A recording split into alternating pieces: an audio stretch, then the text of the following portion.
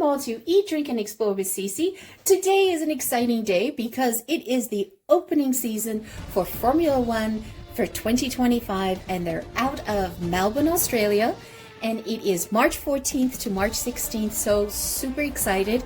Also, because this is the first year that Lewis Hamilton will be driving in the red livery. He will be driving for Ferrari. First time ever in his lifetime, in his career. So this is going to be super exciting. Fingers crossed that he can actually win this Grand Prix this year, because that would give him 8 Grand Prix in his career, which means he would have beat Michael Schumacher's 7 wins in his career. So let's give our fingers crossed. So why don't you join me as we cook along the circuit in Formula One? And because they're in Australia, and Australia is such a multicultural country, I thought I would look at what are the things that people eat the most, and where do most Aussies spend their time? They spend it in the pubs. And so what I thought I would look at is what is the most common pub food that people order. And believe it or not, it is actually chicken parmesan. And the Aussies call it anything from Parma, Parmi. The Parma, the Parmi, depending on where you live in Australia. Doesn't really matter. You've got yourself an Aussie pub dream. And they usually have it with chips, French fries. So that tends to be their go-to meal that they have a lot. Now, the problem with pub food can be a hit or miss, right? And so one of the things I want to do in this recipe is I want to show you my version of taking that pub food and ratcheting it up and making sure that the chicken parm is tender and juicy and has that nice crispy crust on it, as well as just having an amazing tomato sauce, a marinara sauce that goes on top that is not bland, that you just open a jar and dump it in. I wanted to actually show you how we can elevate these flavors. Now, there's going to be so many steps to this. There's going to be 5 steps to it. So it's actually fairly easy to do, but I just wanted to take them in order. First thing you're going to do is you're going to take your chicken breasts. It's super important to do a dry brine. You don't want to marinate with a liquid brine, because what will happen is when you do a liquid brine, when you go to cook it, it's actually going to leach out more liquid from your chicken breast. So you want to avoid that. So I did this last night, and I did a dry brine on it, and it's simply salt, pepper, and Italian seasoning. Now, I ran out of Italian seasoning, so I made my own. So I thought I'd just share with you a quick little recipe of how to make your own Italian seasoning. So you don't have to go out and buy it. So first of all is you're going to grab your basil, and you're going to need 4 tablespoons. Now, what we're going to do is we're going to make about 10 servings of this, and then I can have it pre-made, and I'm good to go for quite a while. And it keeps about 12 months, and then by then I usually am done with it. I've used it all up typically. And so we're going to do 4 tablespoons of basil. Then you're going to do dry oregano. So what we're going to do here is we're actually going to do 2 tablespoons of dry oregano. Oh, looks like I finished my jar. There you go, 2 tablespoons. And then we're going to need some rosemary. I'm going to do 2 tablespoons of that. That's 1, that's 2. And we're going to need some dry thyme, and that's going to be 2 tablespoons. And this is optional, the red pepper flakes. You can decide on that. I'm going to go ahead and put in 1 tablespoon and a half. Typically, you can put 2 tablespoons with this, but I don't want that spicy for me. Now, the other component that you want to add to this is marjoram. And I don't have that handy, so I'm just going to leave it out. And then when I do buy it the next day at the grocery store, I'm just going to pop it in. So on the marjoram, you want to do 2 tablespoons of that. All right, that's how easy it is to make your Italian seasoning. So you can see, just do it in a jar, keep it handy, and you're good to go. And usually this is so much cheaper to do yourself than to buy it pre-mix. And these are typically, things I have kicking around all the time. So I'm good to go with that. All right. Now, as I said, you wanted to do a dry brine on it. And see, like that. So I did that overnight, but if you come home and you want to do it ahead of time, you want to give it 30 minutes to do. So I'm just going to add some more and a little bit more salt and a little bit more pepper. So just let that hang out. So just remember what I said is that a dry brine is super essential to make it a very juicy chicken, right? And it's a simple, quick hack to keep that moisture in. The next thing we're going to do is we're going to do the Parmesan sauce, right? Now, while the chicken's brining, we're going to make the sauce so that it has time to sort of stew down in it. And I like to make the sauce extra flavorful. And what I do is I would put in a dash of white wine. So you put about a quarter cup in there. And then I have a half a cup of chicken stock or chicken broth. And I have here, you need about a cup, half a cup. It's up to you on your onions. I ran out of onions, so I had some shallots, I had some green onions, and I did some basic white onion. So chop those up really, really fine. Right? And what you want is you want to make sure that tomato that you use is, I'm using this brand, Polpa. You can also get what's called a tomato passata, right? It's like ground down, stewed down to this. And this is kind of what you want. You don't want to start with a large, like, quarter dice or anything, because it'll take you forever to cook down. So start with this. And this also adds a beautiful thickness to your sauce. Do recommend this brand. This is a great brand, and it's tomato concassé, which basically means is that it is tomatoes and all the skins have been removed from the tomatoes to make this pulp. So awesome. And when you crack it open, you get this waft of, fresh tomatoes. Is so awesome. And then you're going to need some red pepper flakes and, of course, some garlic. So you're going to need about 2 cloves of garlic minced. Okay. So just two cloves of garlic. You don't need any more. Now, if you like a lot of garlic, by all means, add more garlic. It's your dish. You decide what works for you guys.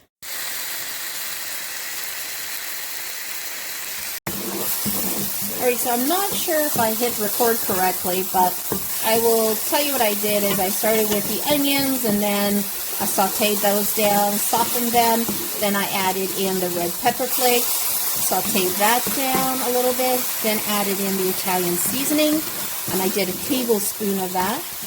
Then I added in the garlic, and then I put in the quarter cup of white wine. And you see that it's evaporated, right? And so now I'm going to put in the half a cup of chicken stock. If you're not using wine, you could replace the wine with water, or you could just add an additional quarter cup of chicken stock. But I find having the white wine adds a lot of flavor to the dish, because I've cooked off the alcohol and I've left behind the sweetness of the wine, the flavors of the wine. And you want to use a wine that is not sweet per se. You want to use like a Riesling or a Pinot Grigio, but definitely nothing that is oaked. You want something that has been has spent its life in stainless steel tanks. All right, so just render that down a little bit. And then you're going to do is you're going to put in 14 ounces of your tomato sauce.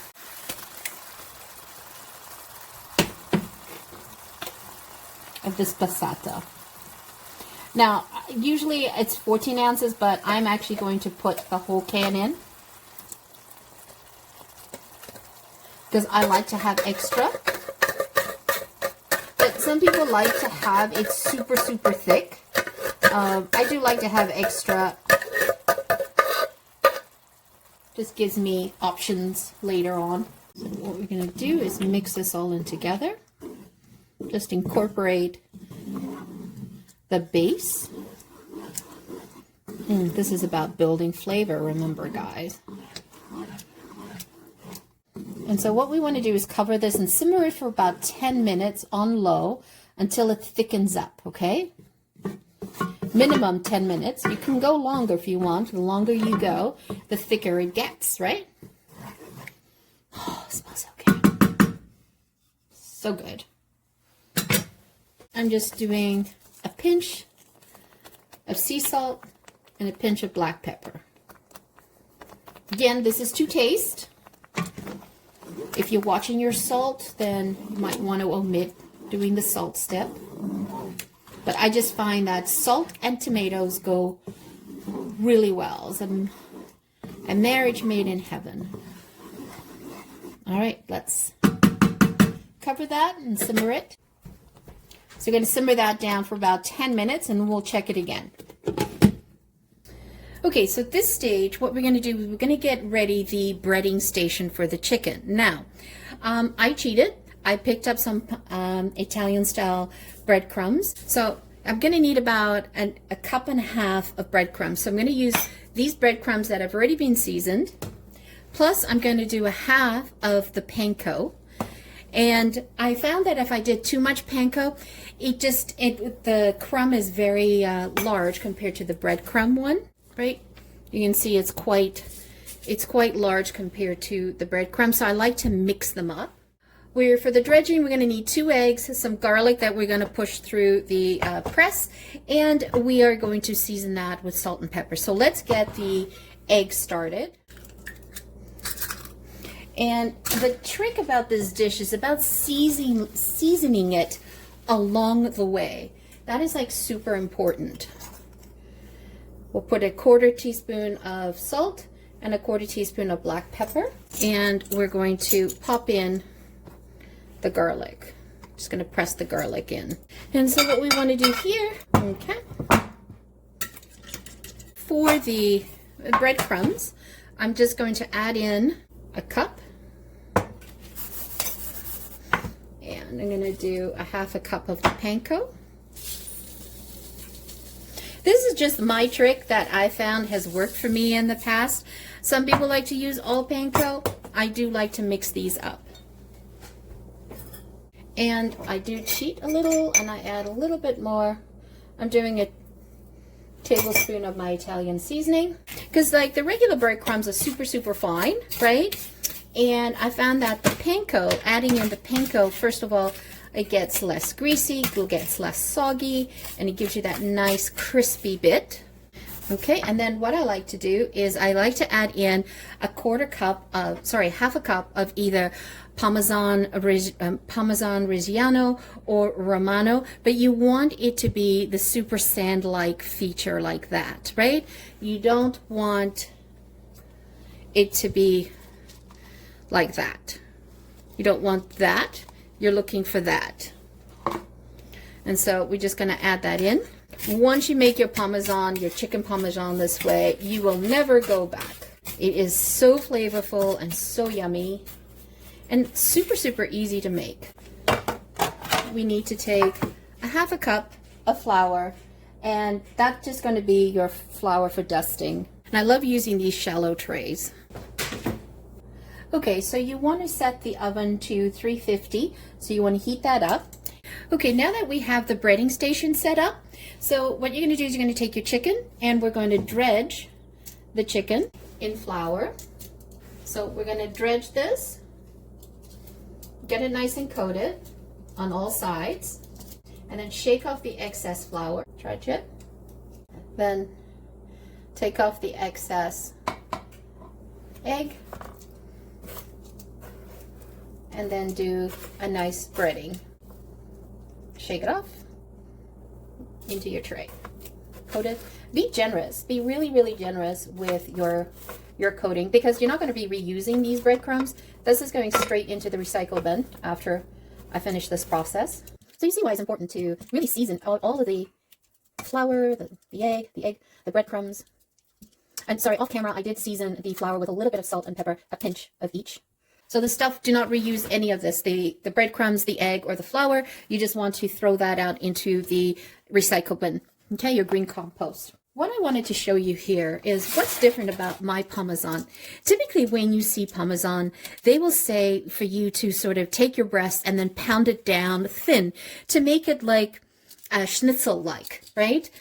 But the problem with that is that If you do that, then you have to fry it, and then you put it in the oven, and by the time you finish cooking it all, you have literally dried out the chicken because it's so thin that it just doesn't it's not worth the effort. So I keep them fairly chunky, like you see here, and then I take care of that in the oven. So what we're going to do is we are going to pan fry these for about 4 to 5 minutes, and we'll flip them around in a very, very low oil, and then we put that in the oven to finish off. Okay, before you're going to start frying, what you should do is just prepare a tray, any tray, and just put some paper towel below it and a rack, because once we finish frying this, the most important thing is you want to take it out and put it on the rack.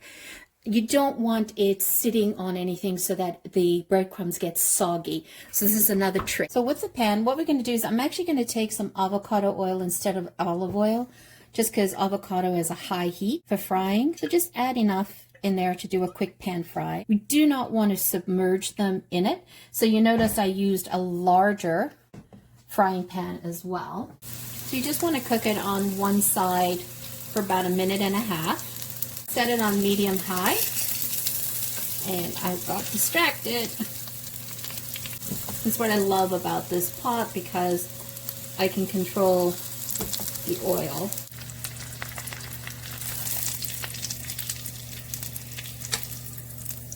Add some color on the side.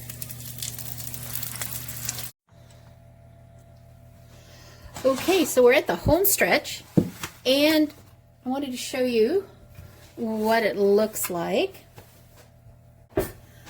So look how beautifully thick that sauce is.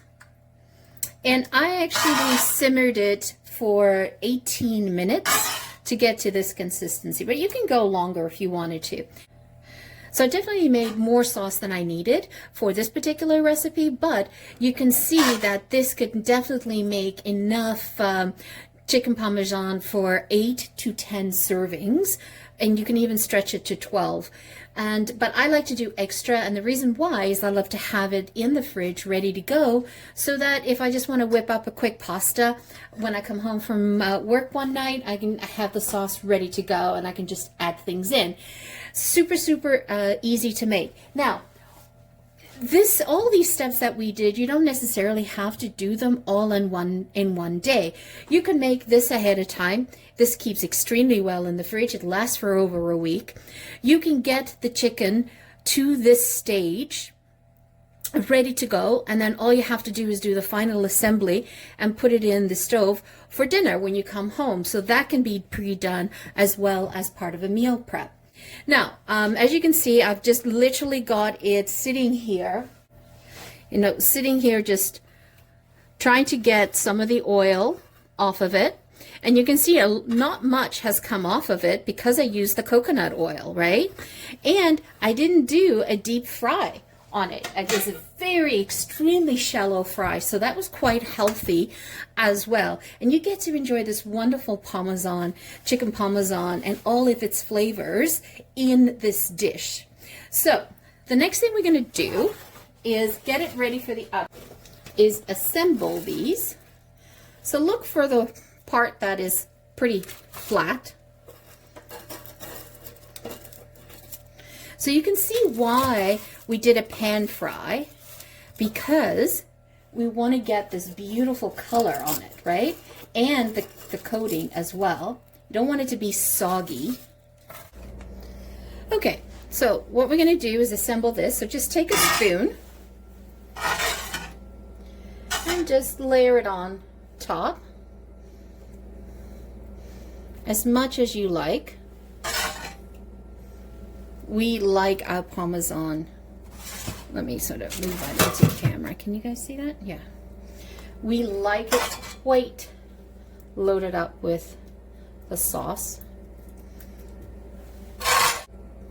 You can put just one soup spoon, it's up to you, but we like it loaded, because also adding more tomato sauce on top of it keeps it juicy. And you don't get this rubbery sensation. And then I like to use some shredded cheese. I'm just using a mixed marble right now. And I'm gonna mix my cheeses. I just use whatever I have in the fridge, to be perfectly honest. So I just had this left over, so I'm gonna use this. And you can layer it with as much cheese. I'm gonna be quite generous here. And then I'm gonna take some Parmesan and put that on top. Very generous. And no one's going to complain at the dinner table. And this is a great dish to have pre-made if you've got company coming, because you can get it to this stage, put it in the fridge, and you are ready to go. You just pop it in the oven when you're almost ready for serving dinner. Okay, so we're ready to put that in the oven, and we're going to bake that for 15 minutes. What we're just really looking for is we're looking for the cheese to melt, and by the time the cheese melts, the chicken will have been cooked through as well. And I am using my convection oven to cook this. Okay, look how beautiful, how wonderfully thick that sauce is. Look at that, look at that. Just perfect. So there you have it, a beautiful pub style chicken parmesan, and it is so crunchy. Look at that. Let's cut into that so I can show you how moist that chicken is. Look at that, and so crunchy. And the outside, listen.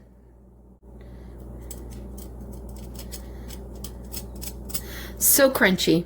So let's dive into the perfect bite. Let me grab some of that. Look how juicy that is. Oh, that's a flavor bomb. I get all of those spices that I did on the Italian seasoning that we did, the rosemary, the basil, the oregano. Oh, that is really good. And the tomato sauce that we made is very, very, quite flavorful, and it kept the chicken moist as well. Oh well, I'm a happy camper. Take a look at that. So you see why I didn't flatten the chicken breast? It's because I wanted to create that height. I wanted to create that moisture. And everything I did through the cooking process is to preserve that moisture. So you have this beautiful, tender chicken, crispy on the outside, some beautiful cheese, and some beautiful tomato sauce underneath. So take a look underneath there. Look at that. Soaked into the meat. So lovely. So once again, thank you so much for joining me. Always greatly appreciated. And hopefully you'll enjoy this F1 2025 cook along with me on the circuit, and we get to try different dishes from different countries, and we get to explore their culinary history as well. So once again, thank you so much for joining me. Hope you have a fabulous day. And if you're a returning champion, thank you from the bottom of my heart. Truly grateful. And if you're new, welcome. And if you have not yet subscribed or hit the like button, by all means do that now. We're trying to grow the channel, really looking to have you join us. Once again, thank you so much for joining me. Ciao for now. Don't forget to hit subscribe.